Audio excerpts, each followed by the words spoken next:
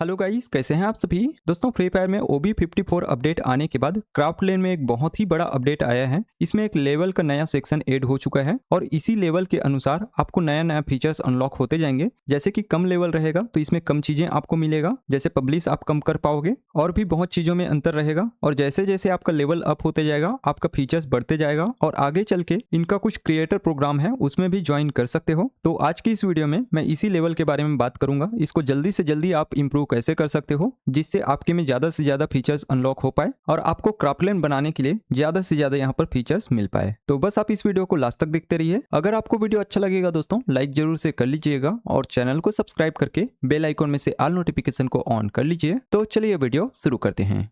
तो गाइज वो level up वाला सेक्शन देखने के लिए सिंपली आपको क्राफ्टलैंड के सेक्शन में जाना है। अब यहाँ पर आओगे तो आप इस तरह से रिकमेंडेड वाले सेक्शन में रहोगे। यहाँ पर से नीचे में जो क्राफ्टलैंड स्टूडियो रहता था पहले इस तरह से अब दिखाई दे रहा है। इसमें सिंपली टैप करना है। टैप करते ही यहाँ पर देखो राइट हैंड साइड ऊपर में लेवल दिखाई दे रहा है। सिंपल इसको आपको टैप करना है। अब आप यहाँ पर पहुंच जाओगे। अगर आप कोई भी मैप पब्लिश नहीं किए हो या फिर आपके मैप को कोई भी प्ले नहीं किया है अभी तक तो आप इस तरह से लेवल 1 में रहोगे जिसमें इतना लिमिटेड आपको फीचर्स मिलेगा। आपको इसमें पब्लिश लिमिट कम रहेगा, कॉस्ट लिमिट भी कम रहेगा और ड्राफ्ट लिमिट भी कम रहेगा और नीचे में सिर्फ इनका ऑफिशियल ट्यूटोरियल देखने का ऑप्शन रहेगा। जैसे जैसे आप लेवल अप करते जाओगे ये सब चीजें आपका बढ़ते जाएगा। यहाँ पर देखो मैं लेवल 5 में हूँ अभी और ये सभी फंक्शन मेरे में अनलॉक हुआ है अभी। तो ये वीडियो मेन है कि इस लेवल को जल्दी से जल्दी हम लोगों को अप कैसे करना है, तो उसी के बारे में पहले बात करते हैं। तो यहाँ पर देखो माई लेवल के यहाँ पर जो क्वेश्चन मार्क है इसमें क्लिक करोगे तो दिखाई देगा ये जो लेवल है वो क्राफ्ट पॉइंट्स पे डिपेंड करता है। अगर वो बढ़ेगा तो आपका लेवल भी बढ़ जाएगा, अगर वो घटेगा तो आपका लेवल भी घट जाएगा।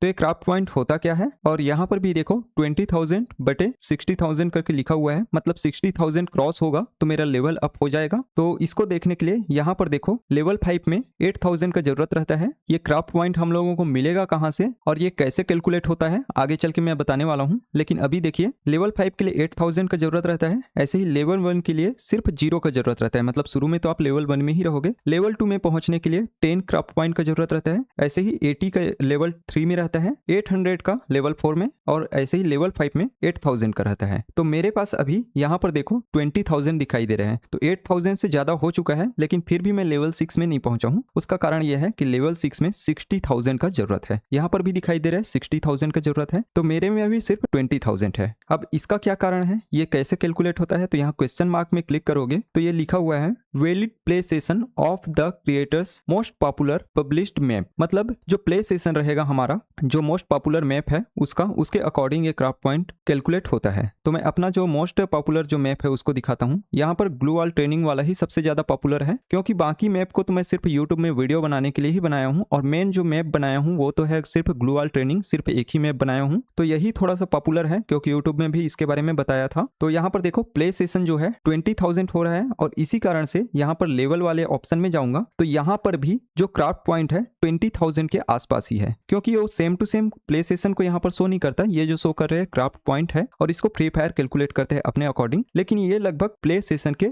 आसपास ही रहेगा। तो आपको इसको बढ़ाने का सिंपल सा तरीका मैं बताऊं तो आपको ज्यादा से ज्यादा मैप क्रिएट करना है और उस मैप के बारे में दोस्तों को बताना है। अब मैप अगर आपको पॉपुलर करना है तो आपको ध्यान देना पड़ेगा कि कोई भी उस मैप को बहुत ही इजिली एक्सेस कर पाए और प्ले कर पाए, और उसका तरीका सिर्फ एक ही है कि आपको उसके लिए कम से कम प्लेयर का रिक्वायरमेंट होना चाहिए। मेरा जो ग्लू वॉल ट्रेनिंग वाला मैप है ये पॉपुलर इसलिए हुआ है क्योंकि इसमें आप सिंगल प्लेयर भी प्ले कर सकते हो बिना किसी दोस्त के, मतलब अकेले ही जाकर के इसमें ग्लू वॉल का प्रैक्टिस कर सकते हो। तो ऐसे अगर आप मैप बनाओगे तो शुरू में ज्यादा प्लेयर रहते नहीं है जिससे मैच मेकिंग होता नहीं है। तो ऐसे में कोई भी इसमें बिना मैच मेकिंग के तुरंत की तुरंत जाकर के प्ले कर सकता है। यहाँ पर देखना मैं जैसे ही प्ले पे क्लिक करूंगा यहाँ सोलो प्ले का ऑप्शन मिल जाता है। जैसे ही सोलो प्ले पे क्लिक किया तुरंत मैच स्टार्ट हो गया। यहाँ पर देखो मैप पूरा स्टार्ट हो चुका है और यहाँ पर कोई भी अपना बहुत ही इजिली ग्लू वॉल का प्रैक्टिस कर सकता है और मेरे अलावा यहाँ पर डिस्टर्ब करने के लिए कोई भी नहीं आएगा। तो आपको कुछ इस तरह से मैप बनाना है। अगर आपको सिंगल पर्सन नहीं बन रहा है सोलो बनाते तो उस कंडीशन में आप डुओ भी बना सकते हो। डुओ भी रहेगा और थोड़ा बहुत भी मैप पॉपुलर हो जाता है तो मैच मेकिंग आराम से लग जाएगा और इस तरह से आपका मैप को लोग प्ले करने लगेंगे। लेकिन मान के चलिए आप डुओ या फिर स्क्वाड बनाए हो और वो मैप के बारे में कोई जानते ही नहीं है और उसको अभी कोई स्टार्ट करने जा रहे हैं। जैसे कि यहाँ पर देखो मैं 1v1 बनाया हूँ, इसमें अपोजिट में एक प्लेयर का जरूरत रहता है। जैसे ही सोलो प्ले पे क्लिक करूंगा ये मैच मेकिंग का ट्राई करेगा, लेकिन इस मैप के बारे में ज्यादा लोगों को पता ही नहीं है, तो ये मैच मेकिंग लगेगा ही नहीं। अब देखो मैं पहला पर्सन हूँ जो इस मैप तक पहुंचा हूँ। अब मैं इस मैप को प्ले करना चाह रहा हूँ लेकिन ये प्ले हो ही नहीं रहा है। क्या मैं इस मैप को कभी दोबारा प्ले करने का कोशिश करूंगा? बिल्कुल नहीं। तो इसी तरह से आपका मैप जो है लोगों को पसंद आना बंद हो जाता है, जिसकी वजह से वो दोबारा प्ले नहीं करते हैं। तो आपको ध्यान रखना है शुरू में एक तो फिर आपको खुद ही ज्यादा से ज्यादा उसको प्ले करते रहना है। जैसे कि ये वाला मैप बनाया हूं तो इसके लिए आपको ऐसे ही सोलो प्ले पे क्लिक करना है और इस तरह से आपको वेट करना है अगर आप डुओ बना रहे हो तो, ताकि सामने वाला कोई भी प्ले करने जा रहा है तो उसके साथ आपका मैच मेकिंग लग जाए। इस तरह से अगर आपका मैप अच्छा है और डुओ वाला है तो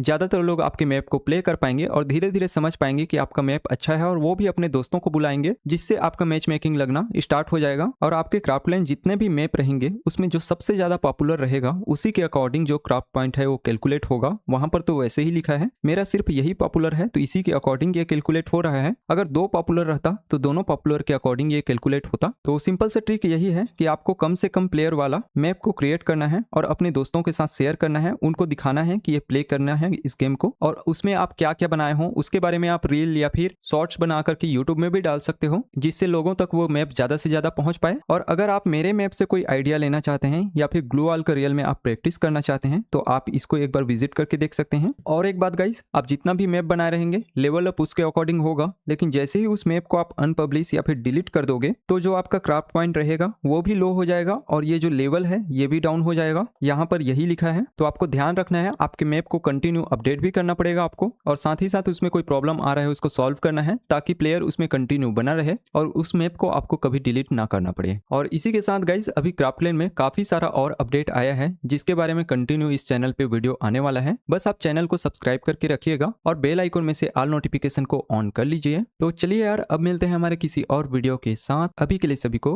बाय बाय।